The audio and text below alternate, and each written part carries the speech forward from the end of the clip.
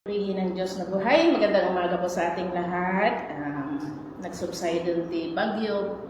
Praying na umalis na siya. And let us continue to worship the Lord in spirit and in truth. Let us sing Mansion Over the Hilltop. Satisfy me, just a cottage below.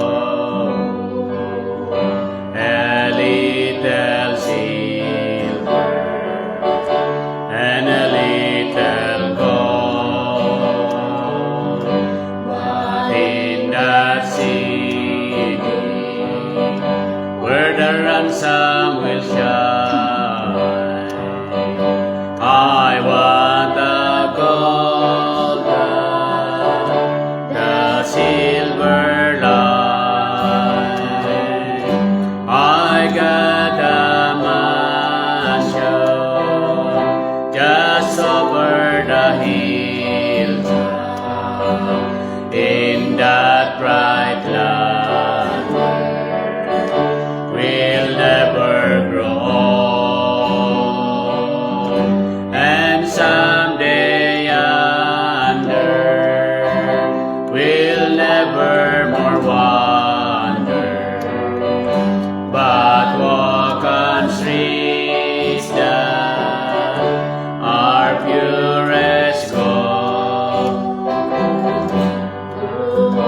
Then tempted, tormented and tested, and like a prophet, man pillows stone. And though I find there no permanent dwelling, I know He'll give me a mansion my own. I got a mansion just over the hilltop, and that bright land will never grow old, and someday yonder will never more wander, and walk the streets that are pure as gold. And God a mansion just over the hilltop in that bright land will never grow old, and someday yonder will never more wander, but walk on streets that are pure as gold. Hallelujah. Amen. Bag na Mansion over the hilltop. liwliwa iti panagbiag iti rabaw ti daga ada iti bagbaga ng mansion over the hilltop that someday somehow tungpalin ni Apo tayong Jesus di ko na nga I will go maunak unana apang kayo sa ganaan ti pagyanan. John chapter 14 verse 2 and 3, and I will prepare because in my Father's house are many rooms.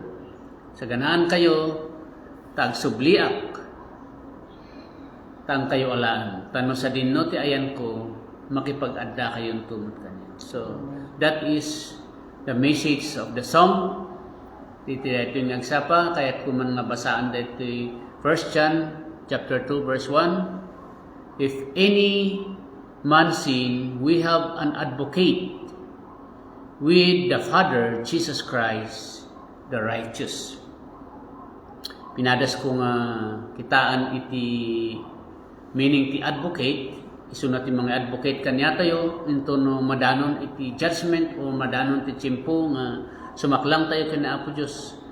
Iso na iti mga defend kanya tayo, mga attorney, ijay langit kadagiti basbasol tayo no nagkurangan tayo, no lakit dikit nagbalin tayo nga napudno nga nagserbi nga nangaramid kadagiti pag-ayatan na.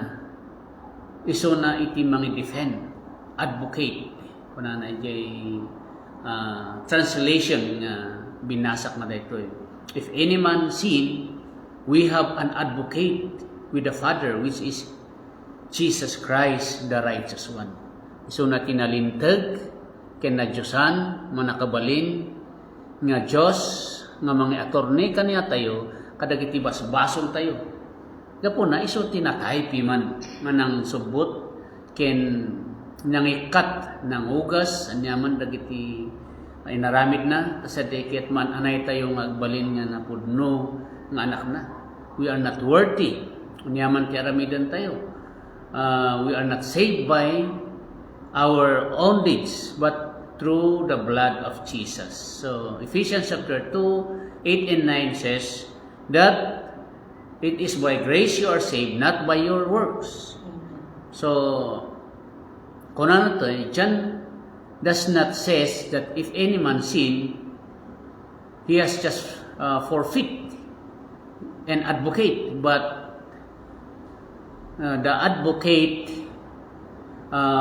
yung sinasabi niya dito, di pagbaga na to,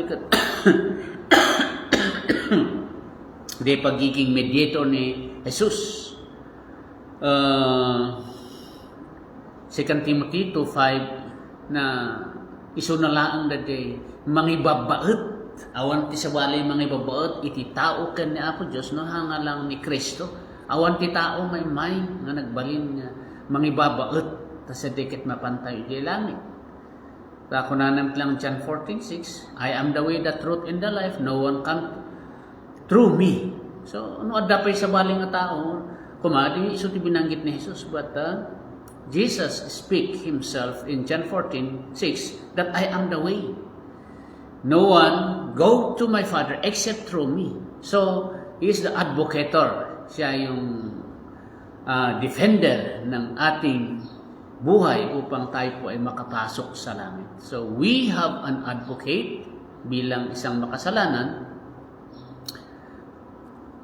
Ibagbaga na to, all the sin that believer ever did or can be allowed to commit cannot destroy his interest, the Lord Jesus Christ, as the advocator. The name here given to the Lord is suggestive. Jesus means Savior.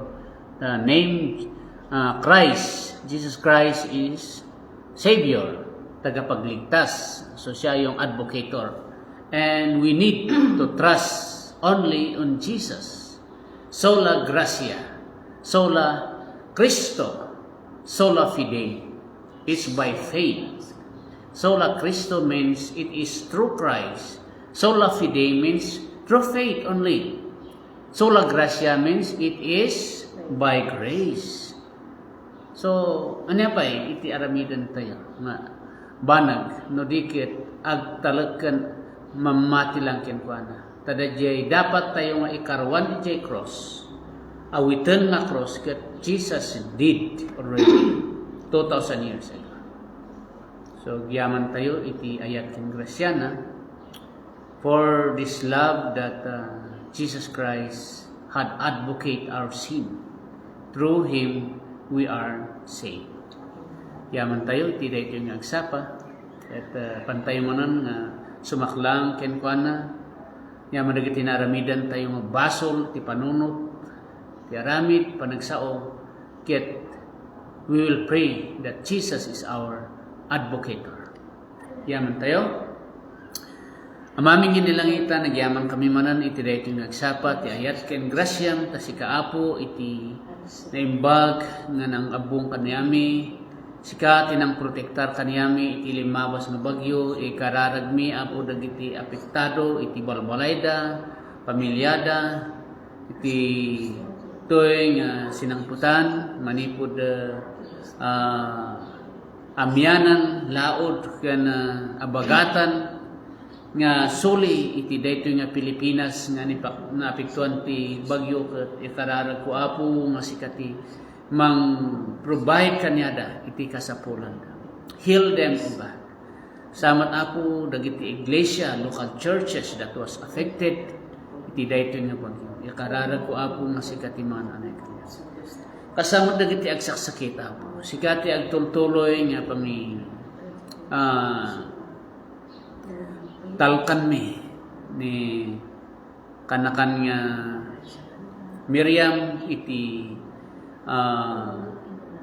bagbaga iti doktor panggap iti medication na operation na idaton mikin ka daytoy nga sakit nga sika apo ti bumyang mangted apo iti nilangitan nga sirip iti dayta nga doktor kaya't binisyonam apo nga anyaman iti kasayaatan.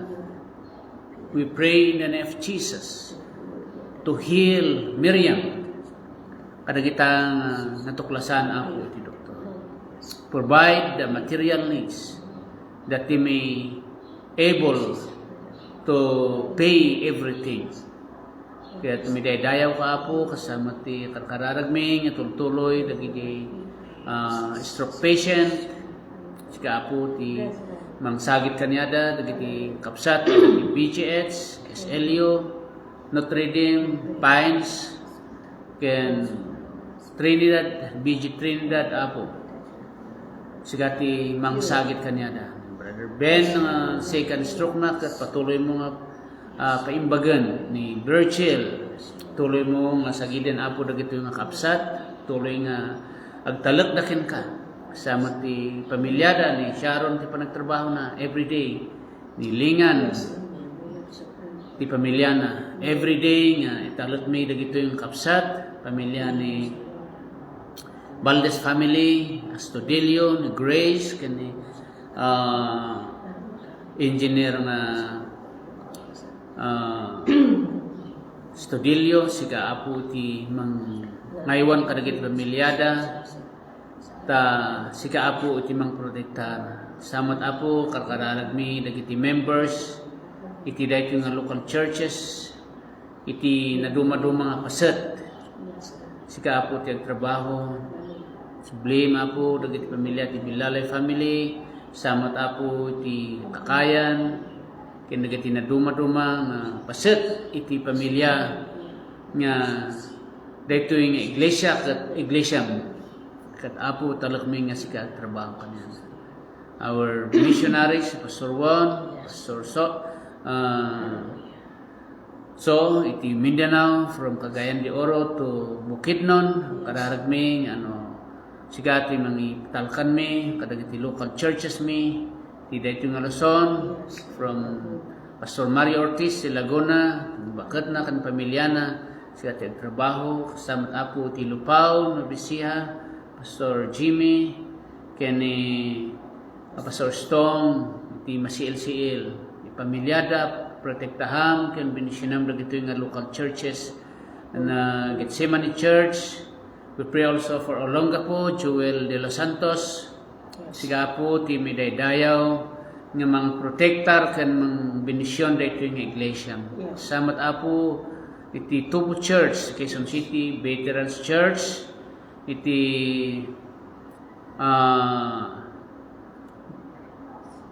siga apo ti pangitalkan mi dagitoy apo ni Pastor Ed Bagyo, Pastor Josh Abraham. Kiyaman kami apo tasika ti pang talkan mi. We pray for our national government na sika apo ti mang revive dito yung nasyon, mang protect iti lugmok, iti utang, ken corruption.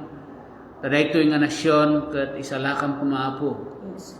Nga dagitoy nga banbanag nga materyalan kat handa nga maawit data iti maudi nga panagbiagda.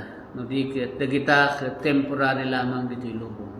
Talako from president to local governments iti Pilipinas. Iti senador, congressman, governor, mayor, si kaapo ti agtrabaho kada ditoy. Talak mi daytoy nga syudad mi ti Baguio ni Mayor Magalong. Yes. Tama po ti sirip daytoy nga lingkod mo iti city, iti kapitan mi ni Raymond Laksamana, iti barangay mi ket tuloy mo apo nga benisyonan si kaapo mangted iti protection kan ayat dagitoy apo ti syudad mi iti Baguio kan dagiti barangay nga napektuhan ti Baguio. Sa dito ayan mi iti Pinsaw proper, ti lugar mi iti Benin.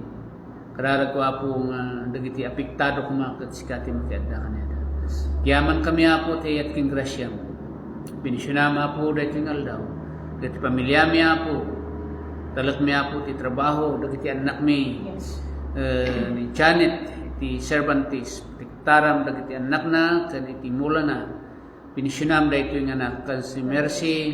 Siga po ti pangitalkan mi, siga po ti mang binisyon kadagiti pamilya naman provide ti needs da. Kasamot apo Janine, John Mark, ni Deborah ti trabaho da kumapo ket siga ti mang protektar iti preparation ni Angel ti examination ti November board exam. I pray that continue to bless her in the name of Jesus. Amen. Yaman kami apo, iti ayat king grasyam, dagiti amin nga member dito yung local churches, may sigat kami dayaw. The foreign, ni Brother Delphi, tulungan mga po dito yung kapsat, iti trabaho na, kandi pamilya na, samat ni Diaz family, Mario family, iti Italy, ken New Zealand, ni Fidel Comte. Lord, I pray that touch them by your grace, ken other prayer request ni Bayaw Chess iti operation na ti matana apo tagumpay kuma iti successful kuma iti panaka-operar na ket agyaman kami siga ti mga provide apo dagiti material Yes. ni Noemi iti Pangasinan. Yes, sir. Touch them in the name of Jesus. Heal them by your grace, Yes. and by your wound they are healed. Yes. Thank you, Jesus. Agyaman kami ti daytoy ngaldaw ket siga ti miday. Yaman kami, ti ayat king grasyam, iti midaydayaw, tinagan ti Ama, ken ti Anak, ken Espiritu Santo. Amen. Amen.